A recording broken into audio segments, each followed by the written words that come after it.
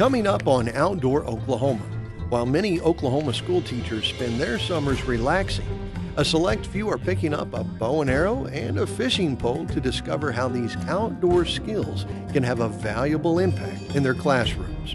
There's more to school than reading, writing, and arithmetic this week on Outdoor Oklahoma.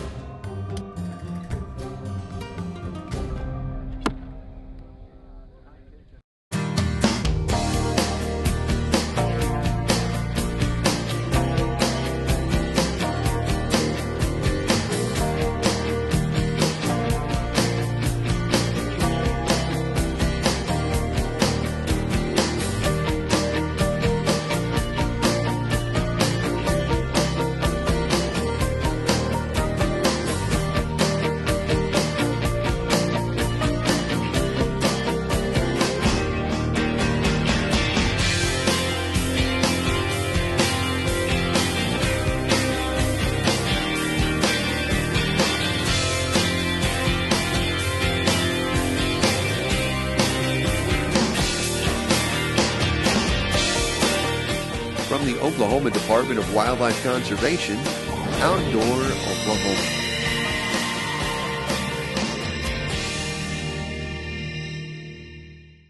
Hello everybody and welcome to Outdoor Oklahoma. We got a great show lined up for you today. My name is Daniel Griffith. I've been with the department for about 7 years and I've currently taken on the role of Aquatic Education Coordinator. And with me here is Damon Springer, the former Aquatic Education Coordinator, and now you are... I'm the STEP coordinator now, which is the Shotgun Training Education Program Coordinator, which just like it says, we teach shotgun training and we educate youth and adults on how, safe gun handling, actually give them an opportunity to shoot, and we teach them the basics of that. Yep. And that's just kind of, that's one of the many education programs that we have here at the department. Obviously, you go back, we started out our education programs with, hunter education and then kind of aquatic education. But all those programs have been really big and really successful. But now something that we started is these in the school programs, which kind of started with archery, in around 2004. Right. We started with 10 pilot schools where we hand chose schools that we knew had teachers that were willing to try our programs out, and they were so excited about the opportunity, and they took them into the schools, and it has just blown up from there.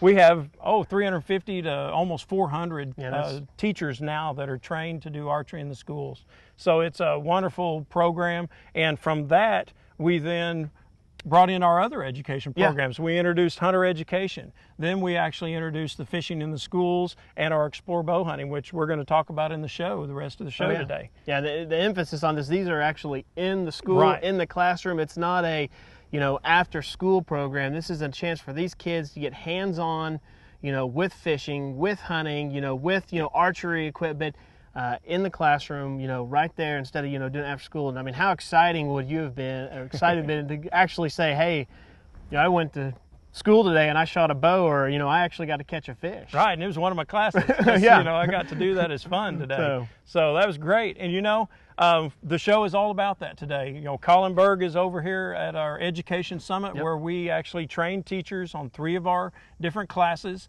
and we did it all in one day. So it was a one-day teacher training. And so let's go over there and see what's happening. Yep. Today what's happening out here at our Arcadia Conservation Education area is we've got a group of our school teachers that are involved in our Archery in the Schools program that are getting additional training in a program called Explore Bow Hunting. They're also receiving instruction on our Fishing in the Schools program and on our Hunter Education program. Archery in the Schools started 8 years ago in Oklahoma, and we've had huge success with getting it into the school system, and the teachers are interested, their students are interested in learning more about our outdoors in Oklahoma, so we added a few different programs. The Explore Bow Hunting program is one that the Archery Trade Association put together, and our teachers that are teaching hunter education now within the school system are also teaching Explore Bow Hunting. It's a little bit more advanced program. It fits in with junior high and high school age students really well. Students have become so interested in archery that they want to take it a step further and perhaps get out in the field, buy a license, and harvest an animal, which of course is why the Wildlife Department became interested in the Archery in the Schools program. We want kids to get interested in this lifelong sport. As far as the Explore Bowhunting program, that program came along at a wonderful time to offer that to teachers who want to do more than just the Archery in the Schools program. So this is a curriculum teaches youth about getting close to wildlife. It's not all about how to go out there and shoot a deer or something with a bow and arrow. There's a lot more to it than that. I was a little bit surprised. We played one of the games that's in the Explore Bowhunting curriculum called Hide and Seek. I issued some burlap to the boys to help cover up. I knew they were probably a little bit more capable at camouflaging themselves, and I issued the camouflage sets to some of the girls. I had another group that their job was to find the ones that were hiding. And so as we went through our little wilderness area, it became apparent that we couldn't find all of the students. And finally, time elapsed. We only had 45 minutes to have the class, and I finally had to announce hey, everybody that's still hiding, you need to reveal yourselves now. And I had a girl pop up out of the bushes. She was just laying in the ragweed in the brush, and she just raised up 15 feet away from me. I never knew she was there the whole time, and she just laughed and giggled and thought that was awesome. A neat thing about having hunter education in your classroom is, the typical hunter education class is it's a one-day class, and you go in and you have 8 hours of classroom time, and you have to, gather all that knowledge and retain it through those 8 hours, and then, you take the test at the end of the day. The nice thing about having it in the classroom is the teacher teaches it over a course of a couple of weeks. They might work through the workbook, or they might, get to go out and do interactive things because they have more time. They have more time in order to teach the class, and the students get to actually handle firearms more often, or go through other field exercises. And another thing is whenever students are exposed to just a little bit of that every day, they have a better opportunity to retain that knowledge. And even if the student's not going to be a hunter, almost everybody in their life is going to come across a firearm at some time in their life. And having the basic firearm handling skills is a good thing. And plus, they've just been exposed to hunting in general. They understand wildlife conservation, and they understand different aspects of hunting, and so even if they don't go on to become a hunter, they at least understand what hunting's about and why we hunt, and are at least hopefully going to be supportive of hunting in the future.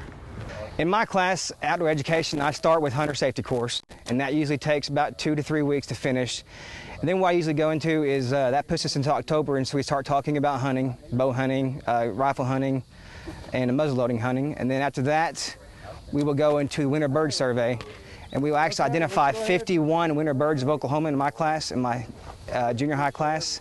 And we test over 51 birds, and they have to identify all the male species of the 51 birds. And that puts us into January, along with some extra stuff. In January, we start archery in the schools and get ready for state tournament, regional tournaments, national tournaments, and that sort of thing. And after that is finished, we identify fish, and there's 23 species of fish on the Wildlife Department's page that we identify. And after that, we do knot tying, and then we go into fishing, where we go to the pond for a week, 2 weeks, whatever the weather permitting, and we fish. We fish every day for 2 weeks or so. Then after that, we actually do survival week. We purify our pond water and drink the pond water. After we purify it, we build fire without matches. We use primitive fire starting methods. And so the kids see a full range of outdoor activities they learn in a matter of a year. In terms of responsibility, I see the kids more aware of what they've got to do as a result of this program. They're thinking about the safety with the bow. They're thinking about the safety with a gun. They're thinking about their responsibility to leave the area that they've been in cleaner than they found it. At my campus, I'm fortunate enough to have a stocked pond, and so we go over there during class. We learn how to tie knots, we bait the hooks, we learn how to cast, and we're able to see some success with those kids. And it's awesome to see their face when they catch that first catfish or a bluegill, whatever it may be, the fish they catch. It's awesome to see them to catch that fish. So potentially some of these kids are spending their entire school year in an outdoor education class where they're doing outdoor activities on a daily basis, whether it be the Archery in the Schools program, the Explore Bowhunting program, the Hunter Education program, or our Fishing in Schools program. You know, they're spending 27, 30 weeks at school teaching these courses. And I find that almost every kid that has been in this program is now wanting to go fishing or wanting to go hunting. So it's a great exposure and a great door opener, if you will, for our young people. When we started the Archery in the Schools program 8 years ago, we kind of went door to door, knocked on administrators' door and tried to sell them on the program to get it started. Well, we quickly saw after 2 years, teachers were knocking on our door. Those teachers that were doing the program, schools that were doing the program, administrators and teachers, if kids are experiencing success at something, they share it with other schools and they talk about it. So our programs now, all of these programs, to qualify for all of them, the first step is to call us and say that you'd like to get involved with the Archery in the Schools program. It has a cost to it. It costs the school approximately $1,300 to get involved. We supply $1,700 worth of equipment that totally outfits the school with the 5 targets, the nets, the bows, 12 bows, the arrows, and a bow rack is what they need to get started. Then that puts them on the list for when we do these other programs. They're our primary contact. We want you doing the archery program first because you've invested in it. These other programs don't cost the schools anything. We provide the equipment kits free of charge. It does require that teachers come to a training. And like I said, the ones that are here today are already doing the Archery in the Schools program. It's during their summer months. They're out of school, okay? But they're invested that much that they're taking time from their time off to be here today so that starting in August, they can start teaching these programs to their kids. This is the first station we have, and it works with our crossbow. We have 4 other stations where we're working with compound bows and long bows. Activity 14 is what we're focusing on for Explorer bow hunting, and that teaches the students shot placement when they are on the hunt and also the ability to judge distance. On this particular activity with the crossbow, students are taught how the crossbow functions, the safety precautions they need to take while shooting a crossbow, and also just gives them the experience of shooting a crossbow. The other stations that we have going on with the shot placement and distant judging activity in the Explorer bow hunting program include different types of animals in the targets. We have turkey, deer, pheasant, squirrels, rabbits. We also have different equipment to be used. We have long bows and we have the compound bows. Within the kit we have also recurves and regular hunting bows. So this gives the students and the teachers, as they're getting trained, an opportunity to get their hands on the equipment and learn how to use it. But one of the most popular lessons that most teachers do incorporate is the lesson on shot placement, and that basically is recreating the internal organs of a white-tailed deer, recreating that heart, lungs, stomach, intestines, and then placing those organs inside of a simulated deer body. And they use common food items, household items like Jell-O pudding, water balloons, Ziploc bags, shaving cream, food coloring, these kinds of things to mimic those internal organs, and then they assemble this simulated deer and then actually shoot arrows through it, which I guarantee in my experience watching this activity in person with kids, not only are they learning a lot about the anatomy of a mammal, but they're also having a darn good time doing it. When we did the whitetail anatomy and we actually built the internal organs of a deer and then attached them into a box to replicate the anatomy, I think they learned a lot about the size, what the function of the anatomy was, and the placement, and ultimately that related to our bow hunting curriculum, which is important to teaching about the animal's behavior and their anatomy and the proper way to harvest them. With the Explorer bow hunting and with the fish, it can meet my science curriculum. It can meet the objectives that I teach year in and year out, and this will actually give the students a more hands-on realistic approach to science and what we're learning. Oh, the class is very popular. I teach with the OK Career Tech, and so I can only have 2 outdoor classes.